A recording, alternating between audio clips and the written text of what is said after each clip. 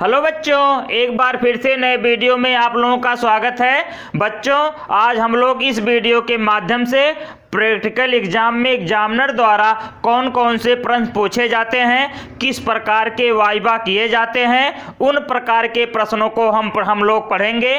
इस वीडियो में वे प्रश्न लिए गए हैं जो बाहर से एग्जामिनर आते हैं और आपसे वो प्रश्न पूछते हैं। एक तो चार्ट पेपर से पूछते हैं, कभी कभी कुछ एग्जामिनर ऐसे होते हैं जो चार्ट पेपर से प्रश्न ना पूछ करके बाहर से प्रश्न पूछते हैं। और बाहर से किस प्रकार के प्रश्न पूछते हैं, जैसे मूलक किसे कहते हैं, अम्लीय मूलक किसे कहते हैं, क्षारीय मूलक किसे कहते हैं, अभिकर्मक क्या होता है, क्रियात्मक समूह क्या होता है, अम्ल क्षार की पहचान कैसे करते हैं, एरोमेटिक और एलिफैटिक यौगिक का पहचान कैसे करते हैं, इनका पहचान करने के लिए किस परीक्षण का प्रयोग किया जाता है। इन सभी प्रकार के प्रश्न एग्जामिनर द्वारा किए जाते हैं और ये सभी प्रश्न का उत्तर इस वीडियो के माध्यम से हम लोग समझेंगे। जो लोग नहीं जान रहे हैं वो लोग कॉपी और पेन की सहायता से लिख लेंगे, जिससे उनके वाइवा में जो प्रश्न पूछा जाए वो आसानी से बता ले जाए। चलिए वीडियो की शुरुआत करते हैं। इसमें पहला प्रश्न क्या है? इसमें पहला प्रश्न है अम्लीयता किसे कहते हैं। दो चीज होता है, एक अम्ल होता है, एक क्षार। तो अम्ल किसे कहते हैं, क्षार किसे कहते हैं, ये नहीं बताना है। ये पूछा गया है आपसे अम्लीयता किसे कहते हैं और दूसरे प्रश्न में क्षारकता किसे कहते हैं। इसे देखिए, अम्लीयता किसे कहते हैं, किसी क्षार में उपस्थित ऋणावेशों की संख्या, किसकी संख्या, ऋणावेशों की संख्या, उसकी अम्लीयता कहलाती है। जैसे किसी अम्ल है, अम्ल के बाद क्या लेना है, क्षार। अम्ल के लिए क्षार लिया है, जैसे NaOH ले लें, तो इसको जब हम तोड़ेंगे तो Na पर प्लस जाएगा और OH पर माइनस। तो बोलिए कितना माइनस बन रहा है, एक। कितना माइनस बन रहा है, एक माइनस बन रहा है। तो इस NaOH की अम्लीयता कितनी है, एक है। NaOH की अम्लीयता कितनी है, एक। और जैसे ले लें CaOH का होल ट्वाइस, जब इसको तोड़ोगे तो Ca पर 2 प्लस जाएगा और 2OH पर माइनस जाएगा। यहां से देखना कितना OH माइनस बन रहा है, 2। कितना बन रहा है, 2। तो CaOH के होल ट्वाइस की अम्लीयता कितनी है, 2 है। तो वही बताया गया, किसी क्षार में उपस्थित ऋणावेशों की संख्या उसकी अम्लीयता कहलाती है। फिर अगला प्रश्न है क्षारकता किसे कहते हैं। तो इसका परिभाषा हो जाएगा, किसी अम्ल में उपस्थित धनावेशों की संख्या। अम्ल में जितने धनायन रहेंगे, अम्ल में जितने धनायन रहेंगे उसकी धनावेशों की संख्या उसकी क्षारकता कहलाती है। HCl, तो इसमें H पर प्लस जाएगा, Cl पर माइनस। तो कितने H प्लस की संख्या है, 1। तो इस अम्ल की क्षारकता कितनी हो जाएगी, 1। ले लो H2SO4, एग्जाम्पल में क्या ले लें, H2SO4। तो जब इसको तोड़ोगे तो 2H पर प्लस और SO4 पर 2 माइनस। तो बोलिए इतना यहाँ पर कितना प्लस बन रहा है, 2 प्लस बन रहा है। कितना प्लस बन, 2H प्लस बन रहा है। तो इस अम्ल की क्षारकता कितनी निकल गई, 2। इस प्रकार क्षार की अम्लीयता निकलती, क्षार की अम्लीयता निकलता है और अम्ल का क्षारकता। किसी क्षार में जितने ऋणायन रहेंगे वह उसकी अम्लीयता कहलाएगी और किसी अम्ल में जितने धनायन रहेंगे वह उसकी क्षारकता कहलाएगी। अगला प्रश्न है अभिकर्मक किसे कहते हैं। बहुत एग्जामिनर पूछा जाता है, जब आप लोग लैब में जाएंगे तो वहां पर अभिकर्मक रिएजेंट लिखा रहता है, बोतल पे, शीशी पे लिखा रहेगा, डिब्बे पे लिखा रहेगा रिएजेंट।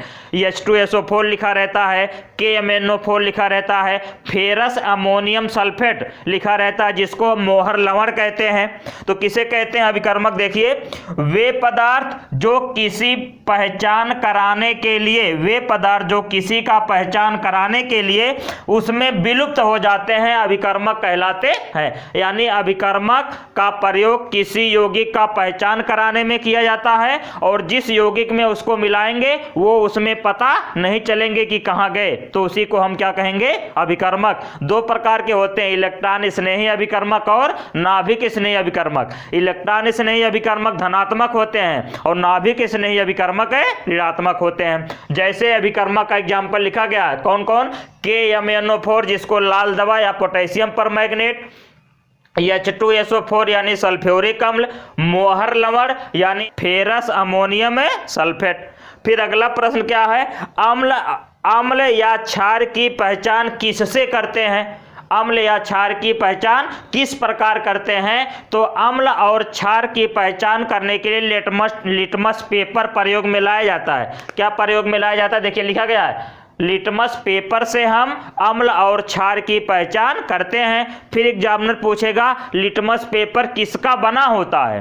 तो लिटमस पेपर लाइकेन का बना होता है। लाइकेन मतलब जो कवक और शैवाल के बीच की कड़ी होते हैं उसको लाइकेन कहा जाता है, यानी लाइकेन या शैवाक कहा जाता है। तो लिटमस पेपर किसका बना होता है? लाइकेन का बना होता है। अब लिटमस पेपर की पहचान कैसे करेंगे?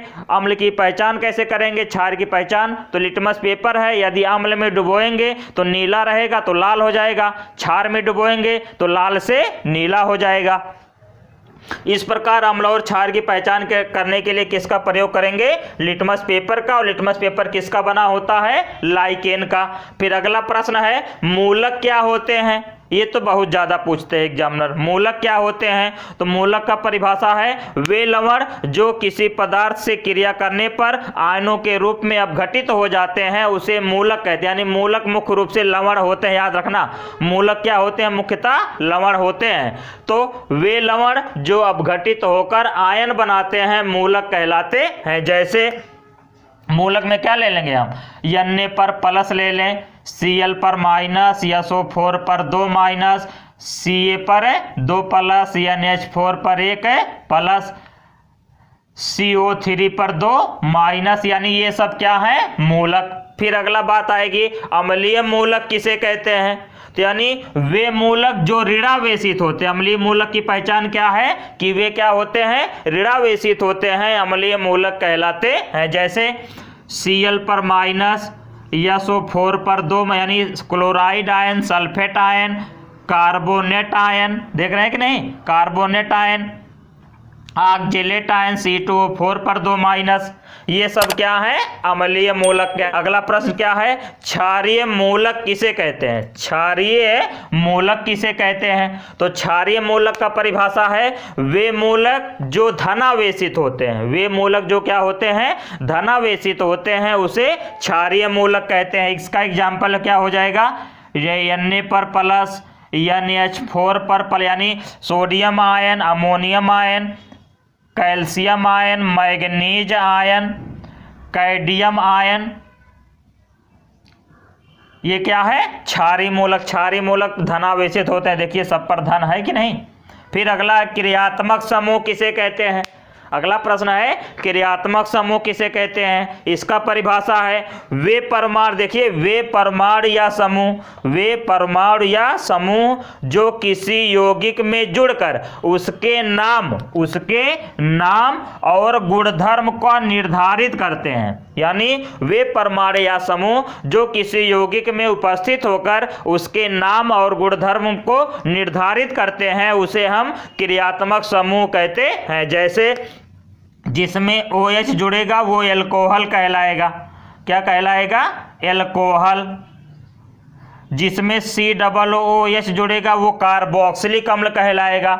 जिसमें CHO जुड़ेगा वो एल्डिहाइड कहलाएगा। जिसमें NO2 जुड़ेगा वो नाइट्रो समूह कहलाएगा। जिसमें COOR जुड़ेगा वो एस्टर कहलाएगा। ठीक है ना। इस प्रकार क्रियात्मक समूह हो गया। अगला प्रश्न है, एलिफैटिक तथा एरोमेटिक यौगिकों का परीक्षण किस प्रकार करते हैं? वह उस परीक्षण का नाम क्या है? तो उस परीक्षण का नाम है ज्वाला परीक्षण। कौन सा परीक्षण है? ज्वाला परीक्षण। ये चिम्मच की तरह होता है, चिम्मच की तरह होता है। उस पर हम पदार्थ को रखेंगे और बर्नर की सहायता से गर्म करेंगे। तो गर्म करने पर दो प्रोसेस मिलता है, या तो कम धुआं के साथ जलेगा या तो अधिक धुआं के साथ जलेगा। यदि अधिक धुआं के साथ जलता, देखिए एरोमेटिक की पहचान क्या है? यदि अधिक धुआं के साथ जलता है तब तो एरोमेटिक, और और यदि कम धुएं के साथ जलता है तो कहलाएगा एलिफैटिक। अब अधिक धुएं के साथ, जैसे कपूर देखे होंगे, कपूर ले लीजिए, अगरबत्ती ले लीजिए, ठीक ना, टायर ले लीजिए, टायर ट्यूब, ये जो होते हैं इन सबको जलाओगे तो ये ज़्यादा धुआं देते हैं कि नहीं, जलते समय क्या देते हैं, ज़्यादा धुआं देते हैं। तो ये सब क्या है, एरोमेटिक। और एलिफैटिक जो कम धुआं के साथ जलते हैं, जैसे आपका एलपीजी गैस ले लीजिए, क्या ले लीजिए, एलपीजी यानी लिक्विफाइड पेट्रोलियम गैस, जिसको कुकिंग गैस कहते हैं, यानी खाना पकाने वाली गैस, जिसमें प्रोपेन और ब्यूटेन होता है। तो ये क्या होते हैं, एलिफैटिक होते हैं। मेथेन ले लीजिए, मेथेन भी जलता है तो धुआं नहीं देता है। तो ये सब क्या है, आपके एलिफैटिक यौगिक। आपके इस प्रकार 9 प्रश्न हो गए। और आपका 10वां प्रश्न है, क्या आपने हमारे चैनल को अभी तक सब्सक्राइब किया है या नहीं। ये आपका उत्तर, ये इसका उत्तर आप लोगों को कमेंट बॉक्स में करके देना है। इस प्रकार 9 प्रश्न एग्जामिनर द्वारा पूछे जाएंगे और 10वां प्रश्न हम जैसे एग्जामिनर द्वारा पूछा गया है कि क्या आपने हमारे चैनल को अभी तक सब्सक्राइब किया है या नहीं। इसका उत्तर आपको खुद बताना है कमेंट करके। अब इस प्रकार ये जो इंपॉर्टेंट प्रश्न थे, यानी एग्जामिनर द्वारा जो प्रश्न पूछे जाने की संभावना थी, या हमारे स्कूल में जो एग्जामिनर आते हैं वो बच्चों से किस प्रकार के प्रश्न पूछते हैं प्रैक्टिकल में, वो सभी प्रश्नों का उत्तर लिखित रूप में आप तक बता दिया गया है, आप लोगों को बता दिया गया है। आप लोग लिख लिए होंगे या इसका अच्छे से स्क्रीनशॉट ले लीजिए और बार बार उसको प्रैक्टिकल के पहले तक पढ़ लीजिएगा। मेरा दावा है कि आप प्रैक्टिकल में 30 में 30 नंबर बहुत आसानी से पाएंगे। पूरा वीडियो देखने के लिए धन्यवाद। अगर यदि आप हमारे चैनल को अभी भी सब्सक्राइब नहीं किए हैं तो प्लीज़ चैनल को सब्सक्राइब कर लें, क्योंकि यहाँ पर 11 और 12 क्लास के बायोलॉजी और केमिस्ट्री की फ्री क्लास दी जाती है। जो कक्षा 12 के लिए नया बैच 1 फरवरी से चालू है, जो पहले चैप्टर से लेकर लास्ट चैप्टर तक अच्छे से पढ़ाया जाएगा और उसका PDF और नोट्स फ्री में टेलीग्राम पर दिया जाएगा। अब आप लोग अच्छे से तैयारी करके अच्छे से अच्छे नंबर ला सकते हैं। इसी क्रम में एक नई वीडियो के साथ फिर मुलाकात होगी। तब तक के लिए जय हिंद, वंदे मातरम।